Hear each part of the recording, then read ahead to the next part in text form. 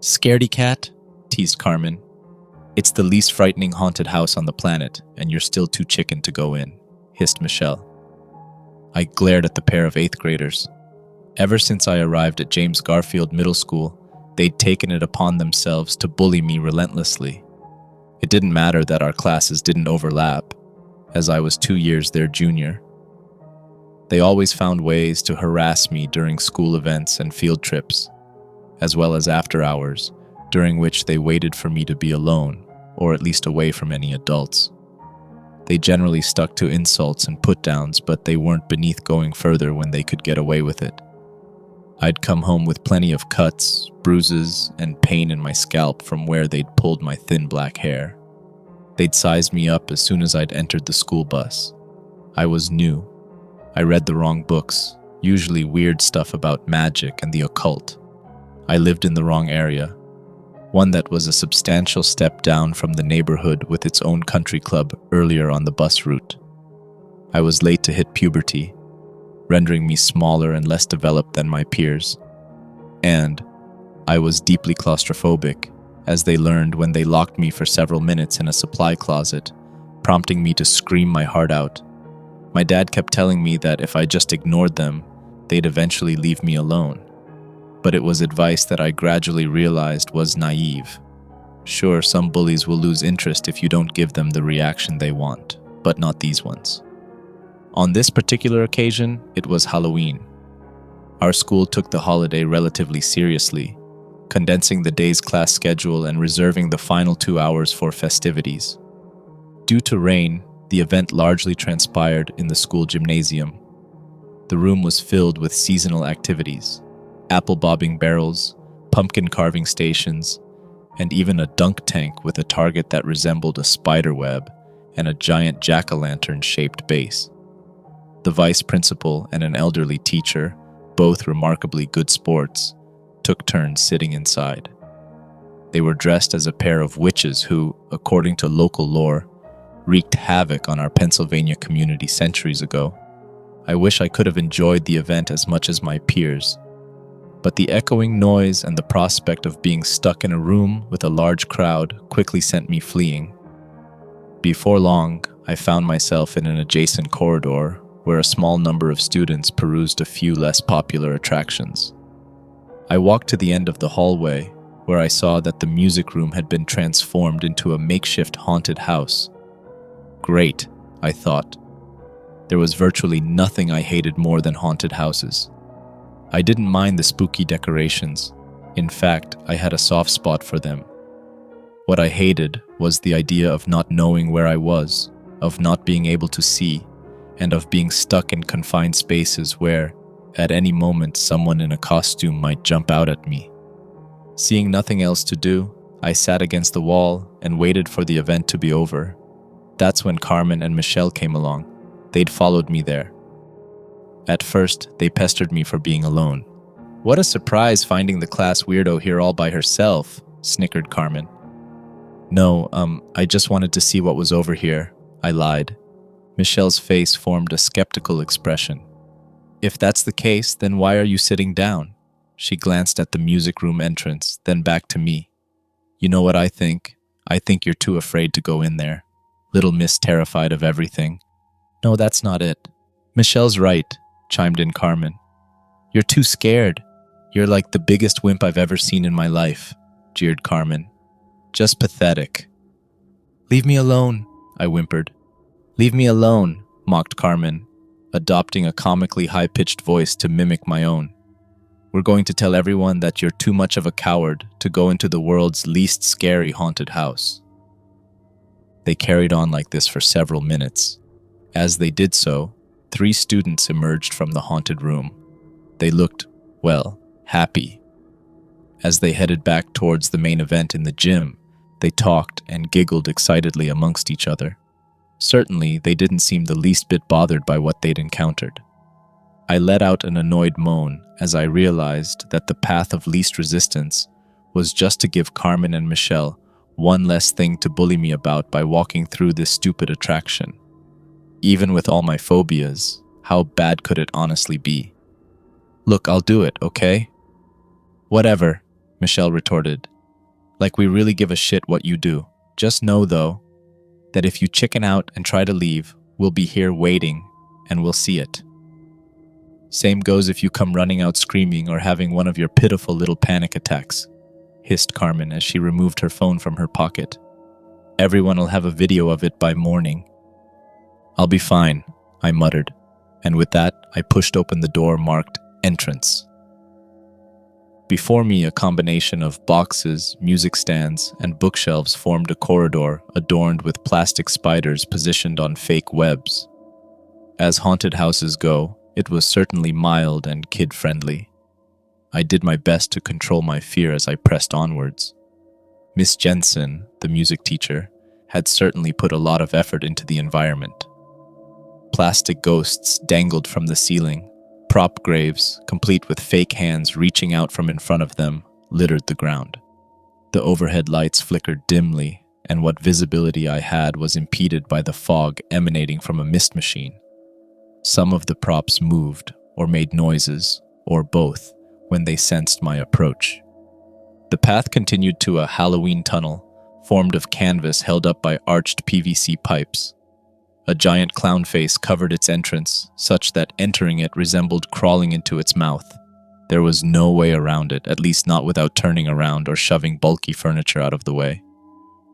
I shuddered.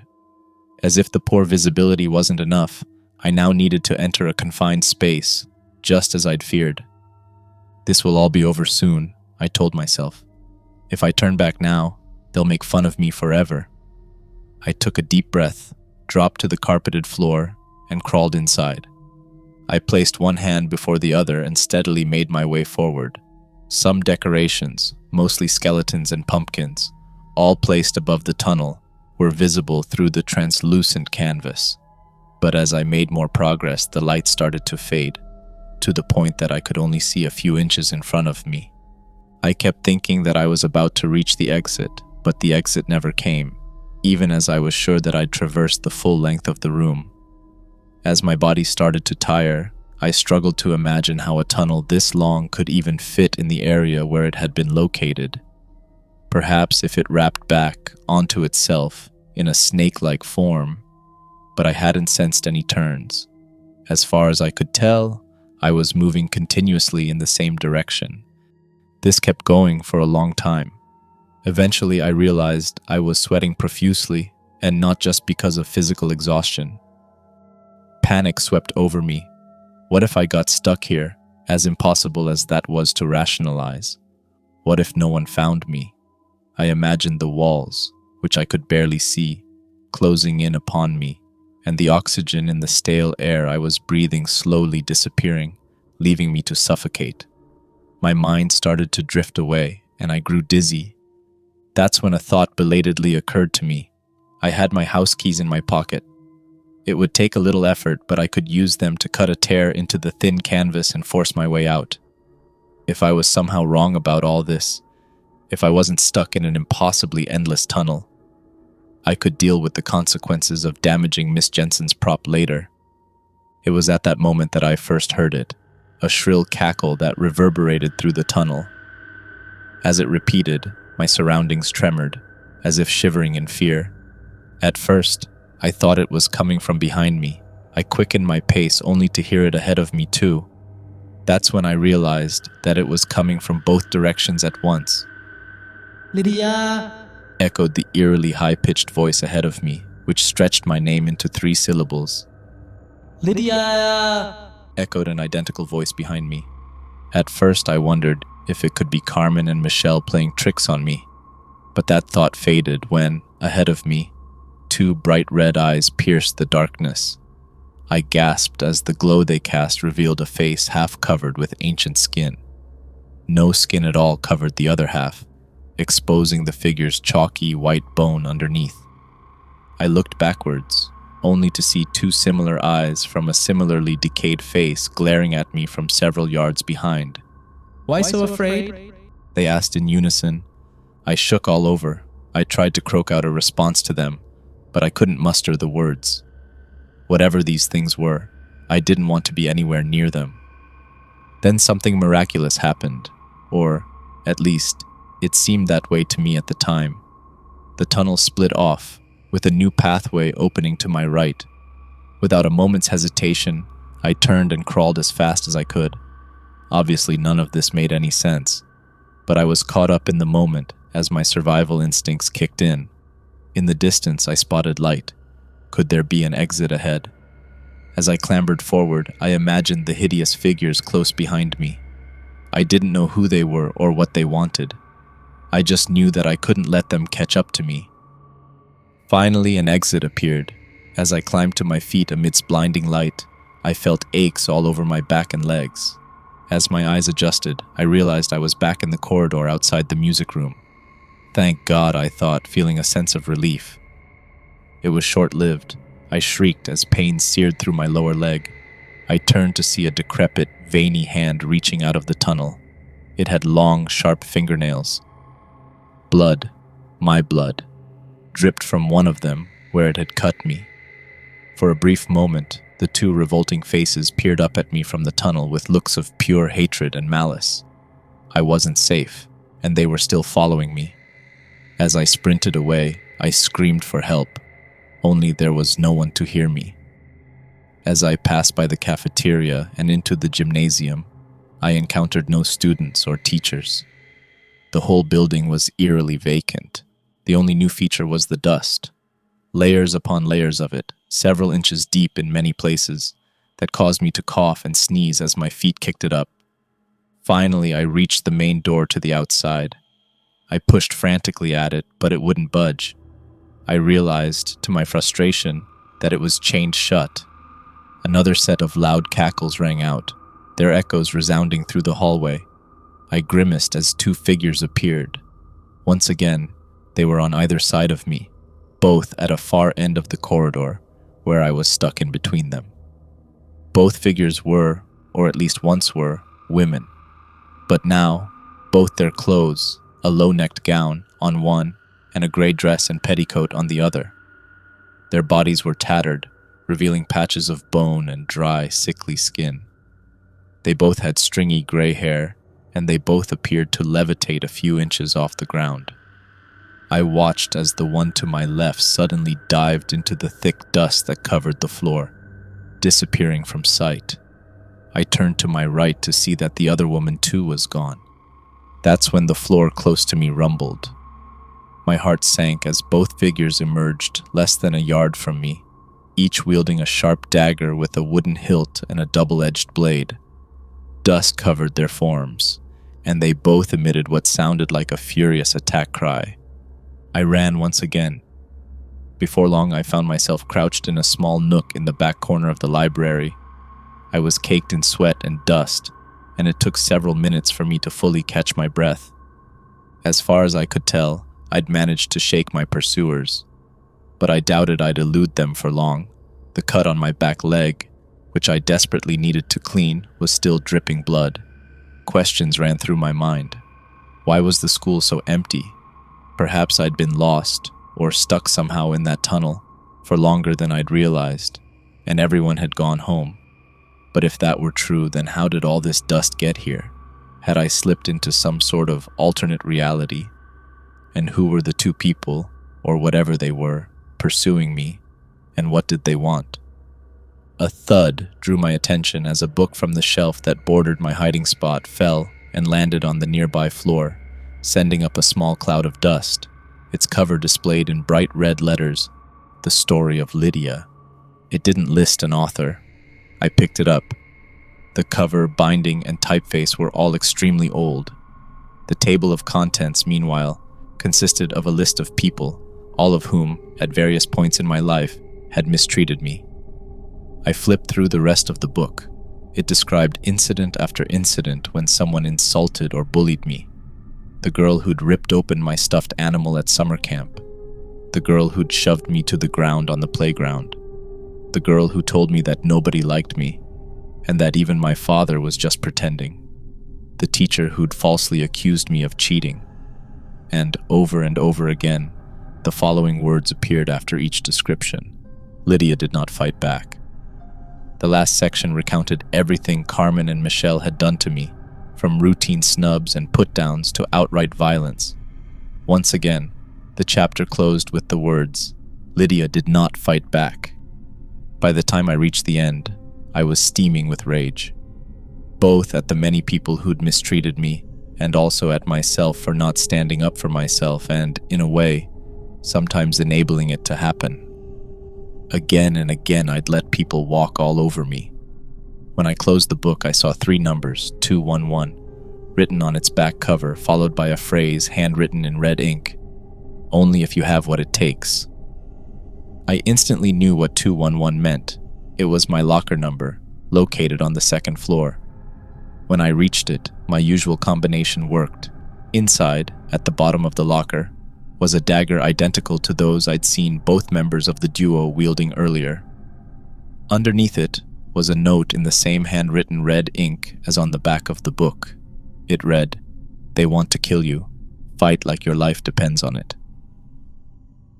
I resolved to return to the tunnel. It struck me as my best ticket back to reality. Once in it, I'd crawl back to the juncture and, if no exit was apparent, I'd cut through the canvas. As I walked, I half expected an ambush by the 2 phantoms, but I didn't care. I was done hiding. If they tried something like that, I'd try to fight them off. I'd defend myself or die trying. Of course, this raised the obvious question: who dropped the book next to me in the library, or created it for that matter?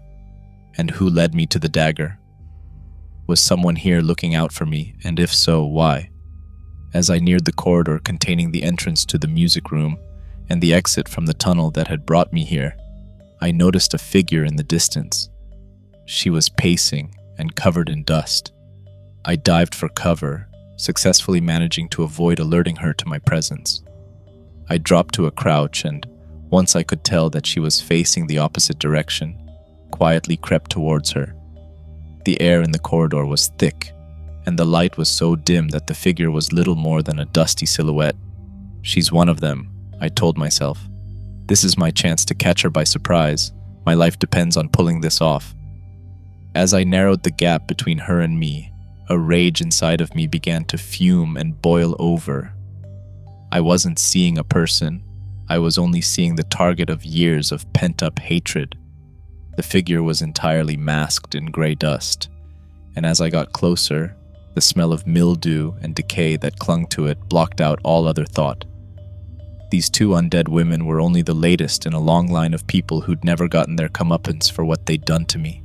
That was going to change, starting now. I raised the dagger and pounced. The events that followed passed in a blur. I remember cries of shock and pain, dust flying in the air, followed by spurts of blood, a body crashing against the floor. I remember dropping my dagger as I dove into the tunnel, crawling, racing toward a distant light, the sounds of cackling close behind me, then further away, then faintly fading. I remember emerging into the haunted music room at the end of the school day, bursting into the hallway outside, too frantic to notice or care who was there to see me, and running through a door and into a downpour outside. I didn't care about the rain or the thickets that scratched me as I rushed through them.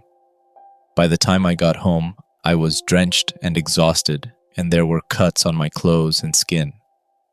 I knew that telling the truth wouldn't get me anywhere with my dad, so, by the time he got home from work, I'd showered and thrown my filthy clothes into the laundry, and I had an explanation for the cuts that involved slipping in the mud and falling into a thick shrub. I avoided any Halloween festivities that night. Instead, I lay on my bed trying to make sense of what had happened.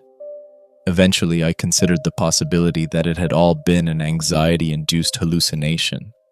I recalled how I'd grown dizzy and nearly lost consciousness while in the tunnel.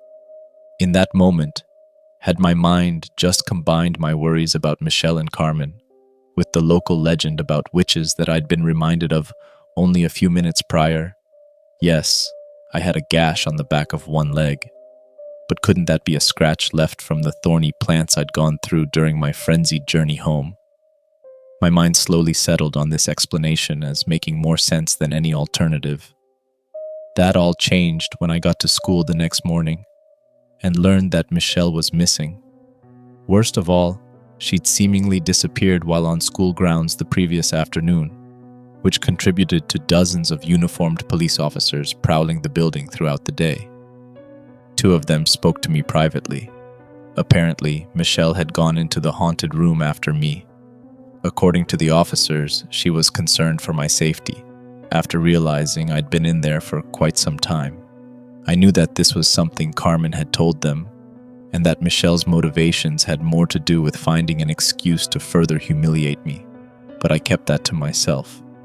I answered their questions coldly and succinctly, offering nothing about the bizarre journey I'd gone on or the 2 apparitions who'd chased me in some parallel world. Eventually, they let me go. "What did you do to Michelle, you freak?" Carmen screamed at me during lunch that day. To the shock of everyone else in the cafeteria, I gave her a bloody nose with an abrupt blow to the face. I didn't care about the detention that followed, my subsequent grounding for 3 weeks, or my father's stern lectures and disappointed looks. What I did care about was that Carmen never messed with me again. I'm no longer the same person I once was. That person ceased to exist when I realized that the dust-covered figure outside the tunnel was no ghastly witch.